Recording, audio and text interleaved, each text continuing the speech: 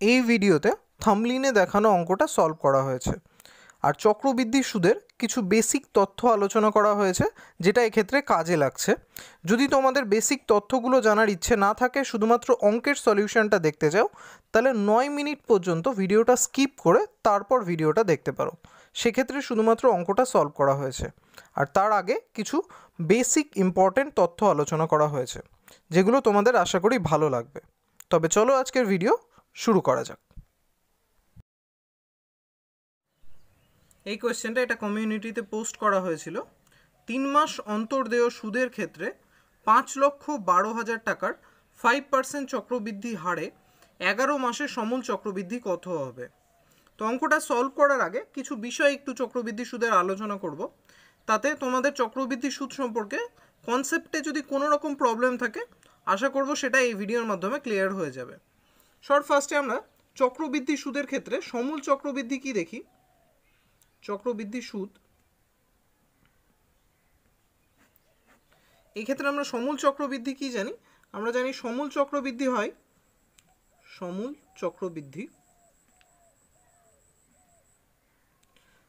চক্রবৃদ্ধি হয় পি ব্র্যাকেটে 1 plus R by 100 to the power N, যেখানে পিটা হচ্ছে প্রিন্সিপাল অর্থাৎ আসল, আরটা হচ্ছে রেট অফ ইন্টারেস্ট বা চক্রবৃদ্ধি সুদের হার,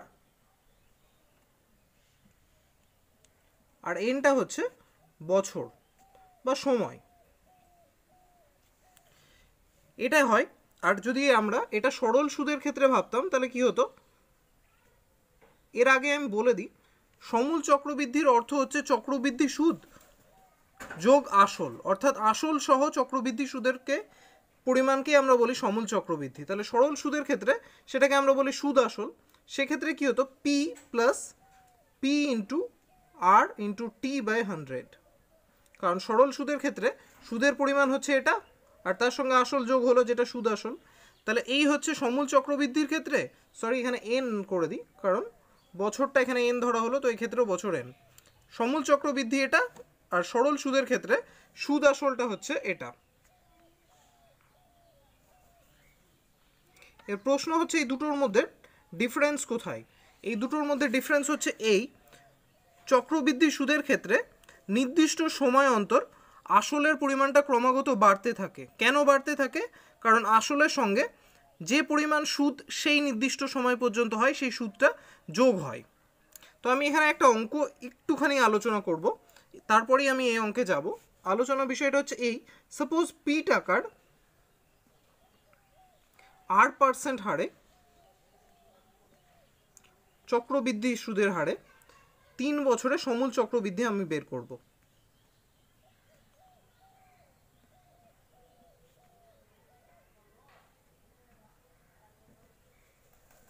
তাহলে আমি আগে কি বললাম, সরল সুদ চক্রবৃদ্ধি সুদের মধ্যে সামান্য ডিফারেন্স, যে চক্রবৃদ্ধি সুদের ক্ষেত্রে নির্দিষ্ট সময় অন্তর সেই সুদের পরিমাণটা আসলের সঙ্গে যুক্ত হয়ে আসলটাকে ক্রমাগত বাড়ায়। তো আমি এখানে যদি ধরে নিই বছর, আর সেই বছরের শুরুতে আসল বা মূলধন, আসলই লেখা যাক, আর বছরের শেষে সুদ আসল।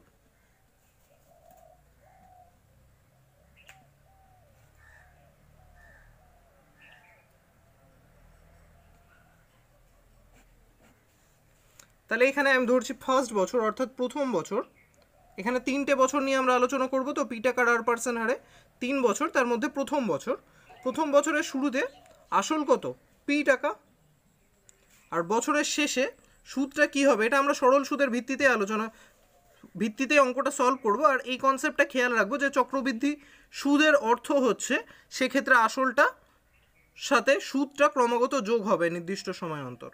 তাহলে বছরের শুরুতে আসল হচ্ছে পি টাকা, বছরের শেষে সুদ আসল কি আমি দেখলাম সরল সুদের ক্ষেত্রে এমনটা হয়, এখানে 1 বছরের, তাহলে এন এর জায়গায় 1 বসবে, তাহলে বছরের শেষে সুদ আসল হচ্ছে P plus P into R into N এর জায়গায় 1, কারণ 1 বছরই আমি এখানে বের করছি, ডিভাইডেড বাই 100, বা পি কমন নিয়ে নিলে এখানে হচ্ছে 1 প্লাস আর বাই 100 এমনটা।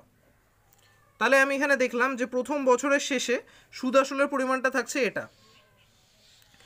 আর তার অর্থ হচ্ছে এই যে বছরের শেষে কি হলো, আসলটার সাথে সুদটা যোগ হলো, যেমনটা চক্রবৃদ্ধি সুদের নিয়ম। তাহলে দ্বিতীয় বছরের শুরুতে আসলের পরিমাণটা কত হয়ে যাচ্ছে, দ্বিতীয় বছরের শুরুতে আসলের পরিমাণটা হয়ে যাচ্ছে এইটা, কারণ চক্রবৃদ্ধি সুদের নিয়ম অনুসারে একটা নির্দিষ্ট সময় অন্তর, এক্ষেত্রে সময়টা হচ্ছে 1 বছর বা প্রতি বছর অন্তর, কারণ এখানে উল্লেখ করা নেই যে 3 মাস অন্তর দেয় সুদ বা 6 মাস অন্তর দেয় সুদ। তাহলে দ্বিতীয় বছরের শেষে আমাদের এখানে হচ্ছে পি ব্র্যাকেটে 1 প্লাস R/100, এটা আমাদের আসলের পরিমাণ। তাহলে দ্বিতীয় বছরের শেষে সুদ আসল কি হবে, আসল তো হচ্ছে আমার এটা, তার সাথে যোগ হবে এর সুদটা, তো এই গোটাটা আসল ইন্টু সুদের হার অর্থাৎ আর, ইন্টু এটা আমি শুধু দ্বিতীয় বছরেরই বের করছি, অর্থাৎ এই ক্ষেত্রেও বছরের পরিমাণ আমার হচ্ছে 1 ডিভাইডেড বাই 100। তো এই দুটো টার্ম থেকে আমি যদি এই পোর্শনটা কমন নিই, অর্থাৎ পি ব্র্যাকেটে 1 প্লাস R/100, তাহলে আমার টার্মটা আসছে পি ব্র্যাকেটে 1 প্লাস R/100 কমন নেওয়ার দরুন ভেতরে আমি পাচ্ছি এখান থেকে 1, কারণ এখানে গোটা পোর্শনটাই কমন নেওয়া হয়েছে, আর এখানে এই পোর্শনটা কমন নিলে পড়ে থাকছে R/100 এমনটা, অর্থাৎ 1 প্লাস R/100 এই টার্মটা দুবার আসছে। তো আমি এটাকে এমনটা লিখতেই পারি, পি ব্র্যাকেটে 1 প্লাস R/100 টু দি পাওয়ার 2। 3 বছরে আমি করতে চাইছিলাম, কিন্তু এখানে 2 বছরেই বিষয়টা করে দিচ্ছি। তোমরা যদি এই জায়গাটা দেখো তাহলে বুঝতে পারছো স্পষ্টই এটা সমূল চক্রবৃদ্ধির পোর্শনটা আনছে, অর্থাৎ পি ব্র্যাকেটে 1 প্লাস R/100, এখানে এন এর জায়গায় আমার এখানে বেরোলো 2, কারণ আমি 2 বছরের ক্ষেত্রে বের করলাম বিষয়টা তাই। তাহলে চক্রবৃদ্ধি সুদ আর সরল সুদের মধ্যে কোনো রকম অন্তর নেই, এটা দেখানোর উদ্দেশ্য হচ্ছে এই যে চক্রবৃদ্ধি সুদ আর সরল সুদের মধ্যে অন্তর শুধু এইটুকুটা যে যেই ব্যবধানটা কোয়েশ্চেনে উল্লেখ থাকবে সেই ব্যবধানে চক্রবৃদ্ধি সুদের ক্ষেত্রে সরল সুদের তুলনায় সুদের পরিমাণটা আসলের সঙ্গে যুক্ত হয়, এটাই ডিফারেন্স। তাহলে সুদের পরিমাণটা আসলের সঙ্গে যুক্ত হবে কোন সময়ের অন্তরে, এটা সবচেয়ে ভাইটাল জিনিস। এক্ষেত্রে যেমন উল্লেখ করা নেই কিছুই, সুতরাং 1 বছর অন্তর অন্তর যোগ হবে, তাহলে সেই জন্য আমাদের এই ফর্মুলাটা হলো। তাহলে চক্রবৃদ্ধি সুদ এমন হওয়ার কারণ শুধুমাত্র একটাই, যে নির্দিষ্ট সময় অন্তর সুদের পরিমাণটা আসলের সঙ্গে যুক্ত হচ্ছে। এর প্রশ্নটা হচ্ছে যদি সেই জিনিসটা না হয়, অর্থাৎ আমি 1.5 বছরের বের করতে চাইছি, আর এখানে সুদের হারটা বার্ষিক সুদের হার দেওয়া আছে, বার্ষিক R% হারে, তাহলে এর অর্থ কি, বার্ষিক R% হারে অর্থাৎ 1 বছরে R% হারে সুদ দেবে, এবং 1.5 বছরে সুদ যদি আমাদের বের করতে হয়, তার মানে এই যে 1/2 ইয়ারটা, অর্থাৎ বাকি এই অর্ধেক বছরটা, এই বছরের মধ্যে কিন্তু কখনোই আসলের সঙ্গে সুদটা যোগ হচ্ছে না। তার মানে যখন আমি এইভাবে সুদ নির্ণয় করব, তখন এই প্রথম বছরটা তো আমি এই ফর্মুলায় বের করতে পারবো, কিন্তু এই বাকি হাফ বছরটা অর্থাৎ 1/2 বছরটা এই ফর্মুলায় বের করতে পারবো না। আশা করি বিষয়টা আমি বোঝাতে পারছি। কোনো ক্ষেত্রে যদি আমাকে বলা হয় 3 মাস অন্তর দেয় সুদ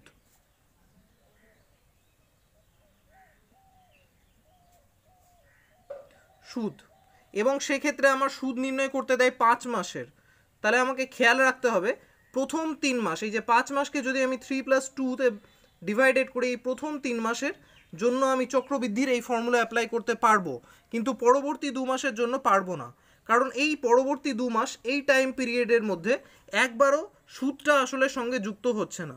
আশা করি আমি বিষয়টা বোঝাতে পারছি। চক্রবৃদ্ধি সুদের ফর্মুলাটা এই কারণে এমনটা হচ্ছে, কারণ সুদটা সময় অন্তর আসলের সঙ্গে যুক্ত হচ্ছে, কিন্তু যদি 3 মাস অন্তর দেয় সুদ হয় এবং 5 মাসের সুদ আমাকে নির্ণয় করতে হয়, তাহলে 3 মাস অন্তর দেয় সুদের ক্ষেত্রে ফার্স্ট 3 মাসে একবার সুদটা আসলের সঙ্গে যুক্ত হচ্ছে, কিন্তু এই পরবর্তী 2 মাসের মধ্যে কিন্তু সুদটা আর আসলের সঙ্গে যুক্ত হচ্ছে না, সুতরাং এই 2 মাসটা আমি চক্রবৃদ্ধি সুদের ফর্মুলা অ্যাপ্লাই করতে পারবো না, আমাকে সরল সুদের ফর্মুলায় অ্যাপ্লাই করতে হবে।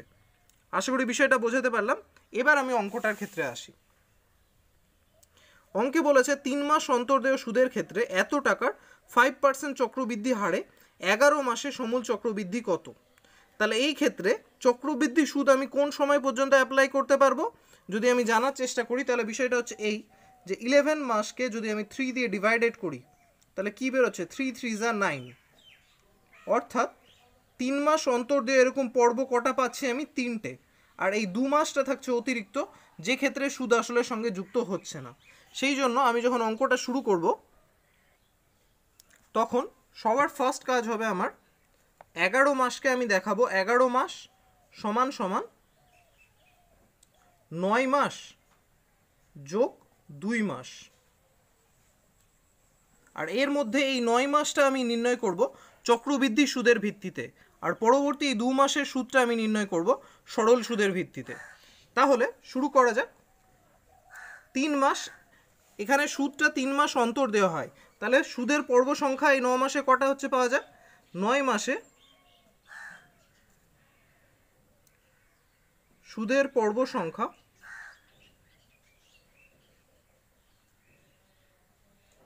বা আমি এখানে বছরে সুদের পর্ব সংখ্যা বের করে নিয়ে করতে পারি, ইউজুয়ালি যেভাবে করে থাকি। আমাদের এই ক্ষেত্রে ফর্মুলা হয় পি ব্র্যাকেটে 1 plus R by T divided by 100 to the power N T. এখানে টি হচ্ছে বছরে সুদের পর্ব সংখ্যা।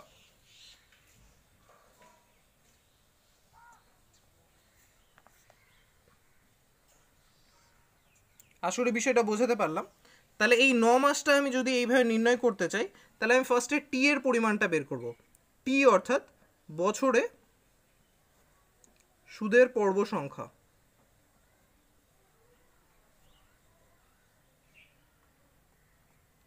তো এখানে সুদের পরিমাণ 3 মাস অন্তর দেওয়া হচ্ছে আর সময় হচ্ছে 9 মাস।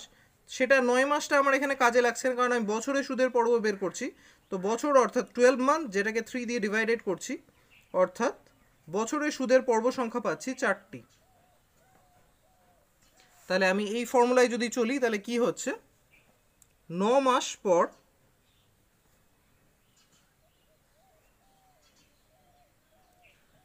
$5,12,000 টাকার 5% হারে এক সমূল চক্রবৃদ্ধি হবে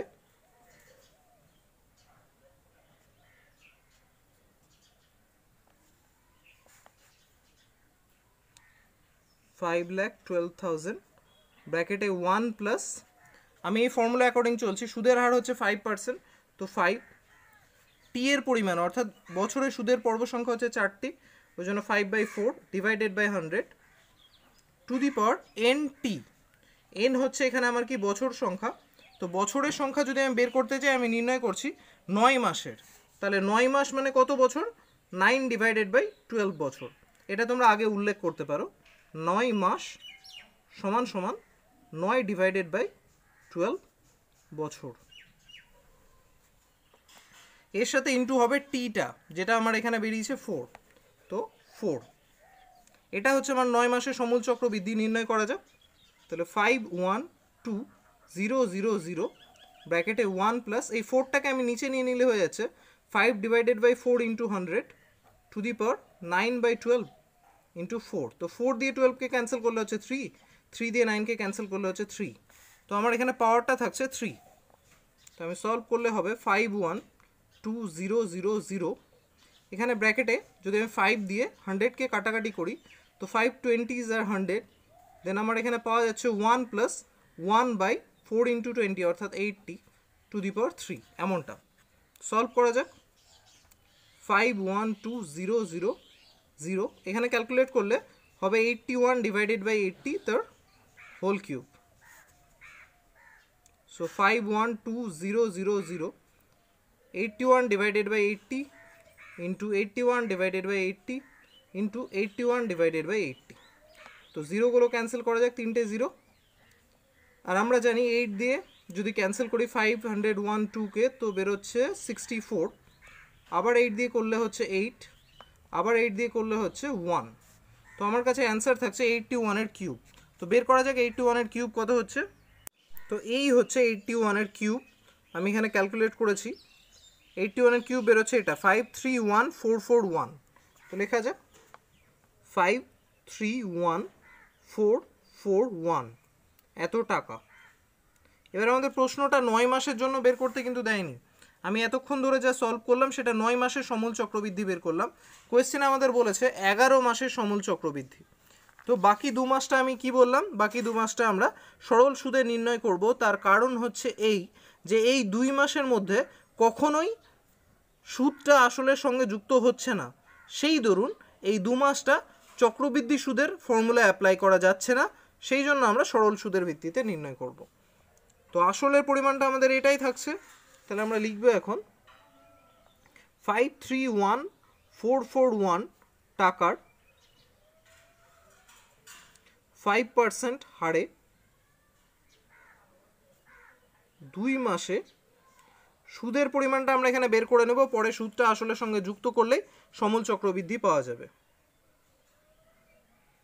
সরল সুদের ফর্মুলা আমরা জানি PR/T/100। তো বিষয়টা হচ্ছে PR/T, টি হচ্ছে এখানে আমাদের সময়, অবশ্যই বছরে, তো সময়টা আছে আমাদের 2 মাস। তো আমরা এটাকে কি করব, 2 মাসটাকে 2/12 করে নেব, তাহলে এটা বছরে হয়ে গেল। আর সুদের নিয়ম অনুসারে PR/T/100 হয়, তো বাই 100 এটা। আশা করি কারো বুঝতে অসুবিধা হচ্ছে না। PR/T/100।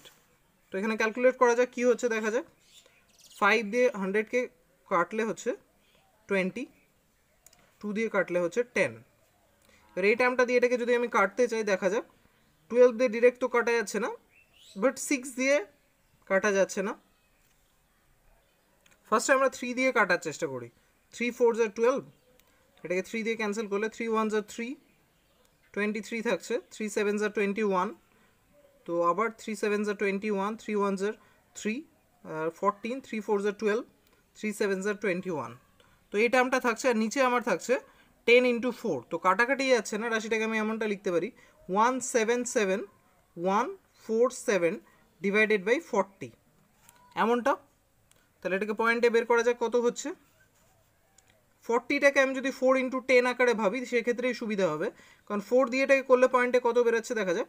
4 4 যা 16, আবার 4 4 যা 16, 4 2 যা 8, 9 10 11 34, 4 8 যা 32, 27 থাকছে, 4 6 যা 24, দেন 30 থাকছে, 4 7 যা 28, 20, তো 30 থাকছে। তো এখানে আমার পয়েন্ট হবে, ক্যালকুলেট করলে হচ্ছে 0.75, আর ডিভাইডেড বাই যেহেতু 10 আছে, তো পয়েন্টটা, সরি এখানে পয়েন্টটা এখানে হবে, যেহেতু 10 আছে পয়েন্টটা এক ঘর আগে আসবে, তো আমার হচ্ছে 4428.675 এমনটা সুদের পরিমাণটা। এবার আমি যদি বের করতে চাই যে সমূল চক্রবৃদ্ধির পরিমাণটা কত, তাহলে এটাকে আমাদের অ্যাড করতে হবে এর সাথে। তাহলে করা যাক। অতএব সমূল চক্রবৃদ্ধি